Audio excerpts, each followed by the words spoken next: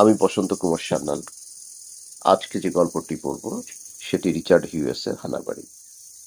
Richard হিউয়েস সম্পর্কে তেমন কিছু জানা যায় না। তিনি কিছু ছোট ছোট গল্প লিখেছেন, তার মধ্যে দুটো গল্প আমাদের হাতে পড়েছে। এই গল্প দুটির মধ্যে হানাবাড়ি একটি ভৌতিক গল্প।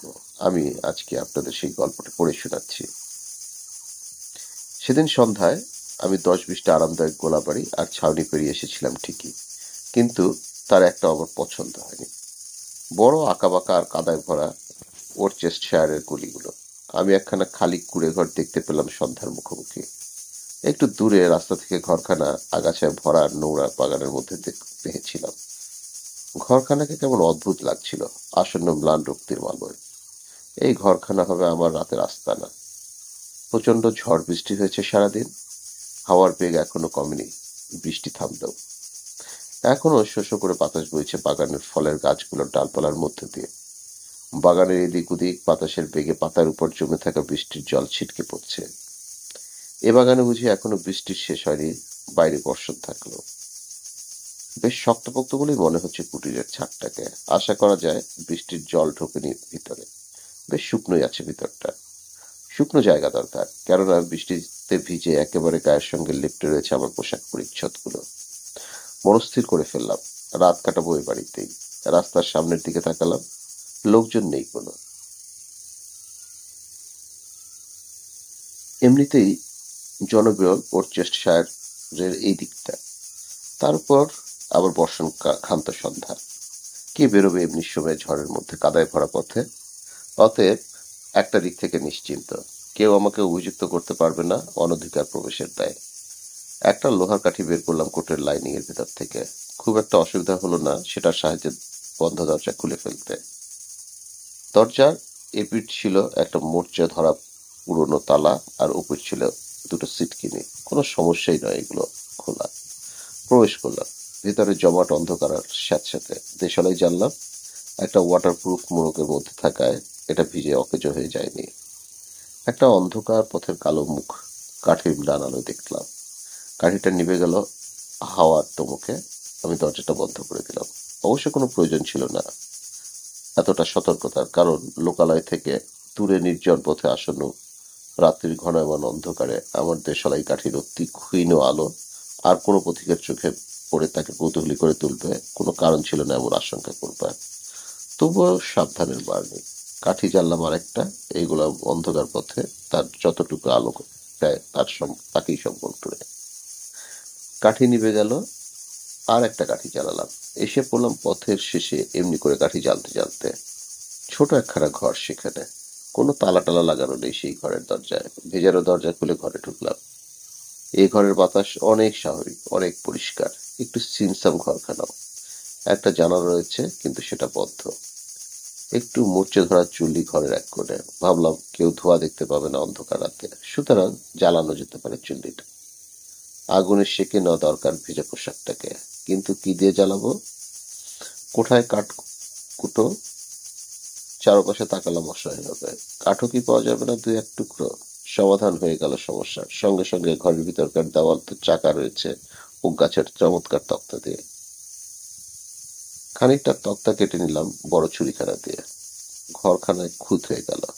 এ বাড়ির মালিক নই আমি, তাই এ নিয়ে মোটেও চিন্তিত নই। চমৎকার আগুন জ্বলল শুকনো এক কাঠের চুল্লিতে। চায়ের জল চড়িয়ে আমি ভিজে পোশাক শুকাতে লাগলাম আগুনের উত্তাপে।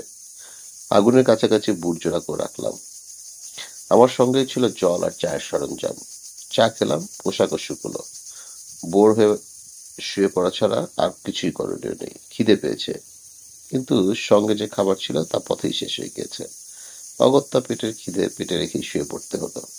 ঘুমিয়ে পড়লাম এক সময়, কিন্তু খুব বেশি সময় ঘুমোতে পারলাম না, কেননা যখন জাগলাম তখন চুলিতে আগুন বেশ উজ্জ্বল হয়ে জ্বলছিল। মেঝের শক্ত তক্তার উপর ঘুমানো সহজ নয়। কেমন যেন অসাড় হয়ে আসে শরীরের অঙ্গ প্রত্যঙ্গ। ঘুম ভেঙে যায় একটু নড়াচড়া করলে। আবার ঘুমোর চেষ্টা করলাম পাশ ফিরে। আচমবিতে একটা শব্দ শুনে চমকে উঠলাম। অন্ধকার পথটায় পায়ের শব্দ। শব্দটা এগিয়ে আসছে এই ঘরের দিকেই। আগেই বলেছি এই ঘরে একটি মাত্র জানলা, সেটাও বন্ধ। যে দরজা দিয়ে আমি এই ঘরে এসেছি সেটি ছাড়া আর কোনো দরজাও নেই। ঘরের মধ্যে লুকাবার মতো কোনো আলমারি বা ক্যামেরাও নেই। আসছে বাড়ির মালিক। এখন আমি পালাই কি করে? আমি তো হাতে নাতে ধরা পড়ে যাব। কিন্তু এই অবস্থায় মুখোমুখি হওয়া ছাড়া আমার সামনে তো দ্বিতীয় কোনো পথ খোলা নেই। আমাকে অভিযুক্ত করবে বাড়ির মালিক, নিশ্চয়ই অনধিকার প্রবেশের দায়। তার অর্থ যে কি তা আমার অজানা নয়। ফিরে যেতে হবে আমাকে আবার ওয়েস্টচেস্টার জেলে। অথচ এই তো সবে দুদিন হলো আমি সেই জেল থেকে খালাস পেয়েছি।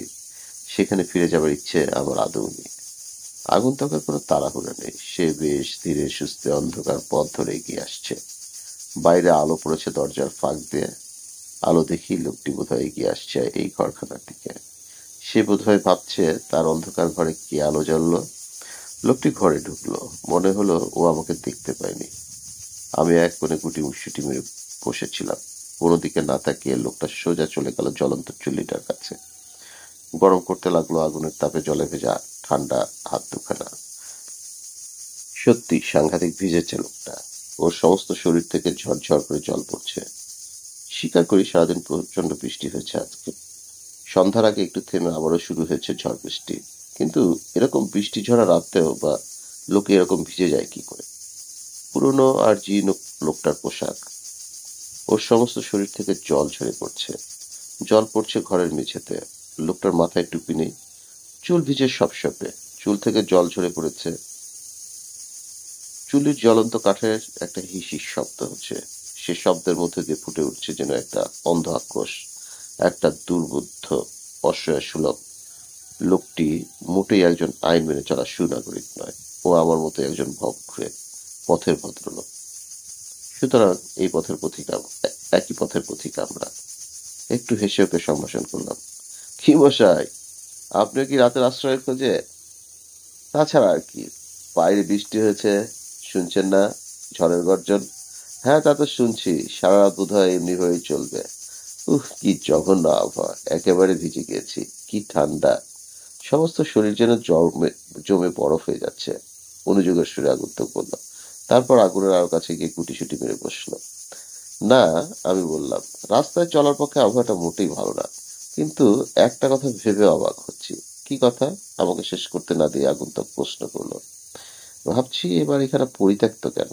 এখানে মাঝে মাঝে লোকজন তো আসতে পারে। কেননা পুরনো হলেও এ বাড়িখানা এখনো বাসের অযোগ্য হয়ে ওঠেনি। বাইরে ঝড়ের গর্জন বেড়ে গেল।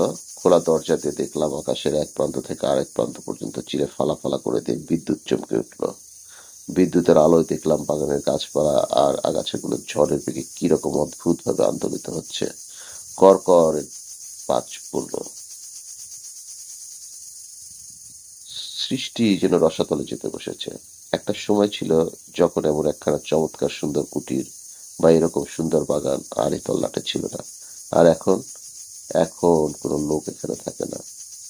কোনো পথ ভোলা পথিক বা ভবঘুরেও রাত্রিবাস করে না এখানে। খসখসে গলায় আগুন বলল। কিন্তু কেন? আমি প্রশ্ন করলাম। আমার কথায় কোনো জবাব না দিয়ে আগন্তুক বলল, আর আজ আজ ভিখারিরা পর্যন্ত এ বাড়িতে রাত কাটায় না। যেসব পোড়ো বাড়িতে ভিখারিরা রাত কাটায় সেখানে ছড়িয়ে ছিটিয়ে থাকে তাদের ছেঁড়াখোড়া পোশাকের টুকরো, খাবারের অবশেষ। এখানে কি সেরকম কিছু দেখতে পাচ্ছেন? না, কিন্তু বাড়িখানার এরকম হাল হলো কি করে? আমি আবার প্রশ্ন করলাম। হানাবাড়ি, বুঝলেন মশাই? এ বাড়িখানা হলো হানাবাড়ি। হানাবাড়ি। দীর্ঘশ্বাস ত্যাগ করলো লোকটি। শ্বাস ফেলতেও যেন ওর কষ্ট হচ্ছে। ভূত, এ বাড়িতে নাকি ভূতের উপদ্রব। লোকটা এ বাড়িতেই থাকতো। সে এক মহা দুঃখের কাহিনী। সব কথা আপনাকে বলার প্রয়োজন নেই। এটুকু বললেই যথেষ্ট হবে যে হতভাগ্য লোকটিকে শেষে মিলের পুকুরে ডুবে আত্মহত্যা করতে হলো। ওকে যখন পাড়ে তোলা হলো তখন ওর মৃতদেহটা জলের উপর ভাসছিল। দেহটার উপর অতি সূক্ষ্ম পাতলা ও পিছল মাটির একটা আস্তরণ পড়ে গিয়েছে। আঠাল মাটির গায়ে আটকে ছিল জলের পানা আর শ্যাওলা। মরবার পরও নাকি লোকটাকে দেখা গিয়েছে। গায়ের অনেকেই দেখেছে তাকে। মৃত মানুষটা যেন ক্লান্ত পায়ে হেঁটে যাচ্ছে পুকুরের পাড় দিয়ে। ওকে বেশি দেখা গিয়েছে স্কুলের মোড়ে ছেলের জন্য অপেক্ষা করতে। ও বোধহয় ভুলে গিয়েছে যে ছেলে বা ওর পরিবারের কেউ আর বেঁচে নেই।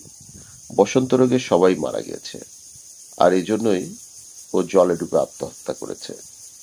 পরিবারের সবাই মারা যাওয়ার পর লোকটা আর বাইরে বেরোতো না। বাড়ির মধ্যেই ক্রমাগত পায়চারি করত।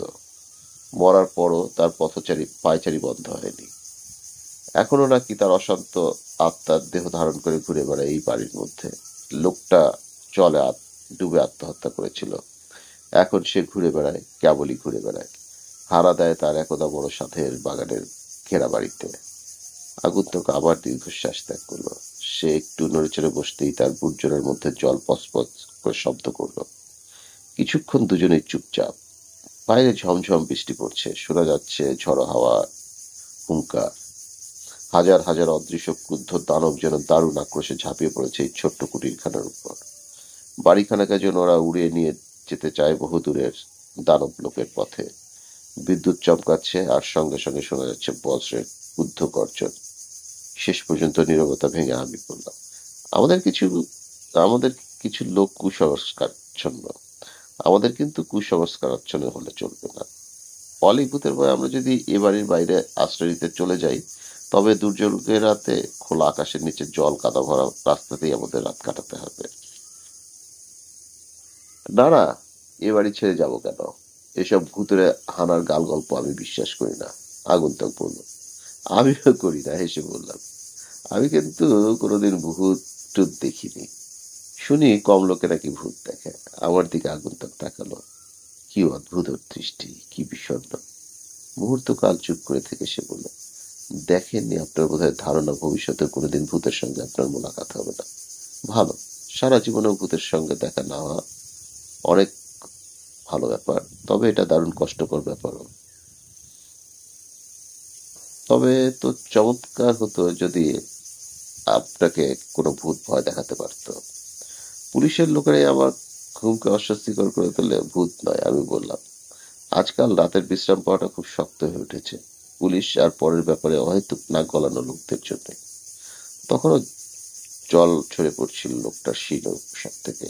সে জলে ঘরের মেঝেটা ভেসে যাচ্ছিল। কেমন স্যাঁতস্যাঁতে ভেজা ভেজা গন্ধ আসছিল গা থেকে। আরে মশাই, আপনার পোশাক শুকালো না? এতক্ষণ আগুনের পাশে বসে আছেন, এখনো সমানে জল গড়াচ্ছে গা মাথা থেকে। আপনার কতখানি তাপ লাগবে শরীর শুকোতে? আমি প্রশ্নটা করলাম বেশ অবাক হই। ফসফসে গলায় লোকটা বলল, আমার শরীর শুকাবার কথা বলছেন? না স্যার, কোনোদিনই শুকাবে না আমার শরীর। শুকাবে কি করে? আমার মতো যারা, তাদের শরীর চিরকালই ভেজা থাকবে, চিরদিনই জল ঝরবে, তাদের অবস্থার কোনো পরিবর্তন হবে না, বৃষ্টি রোদ্দুর শীত গ্রীষ্ম যাই হোক না কেন। বিশ্বাস হচ্ছে না? তবে দেখুন। তার কাদা মাখা হাত দুখানে মুখটা ঢুকিয়ে দিল চুকির আকিটের মধ্যে, ঢুকিয়ে দিল কবজি পর্যন্ত। তারপর এক দৃষ্টে তাকিয়ে রইল জ্বলন্ত আগুনের দিকে। ওর চোখের দৃষ্টি ভয়ঙ্কর, মধ্যম মদের দৃষ্টি যেন।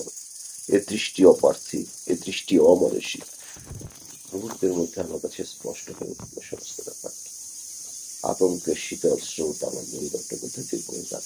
বেরিয়ে এল নিদারুণ চিৎকার।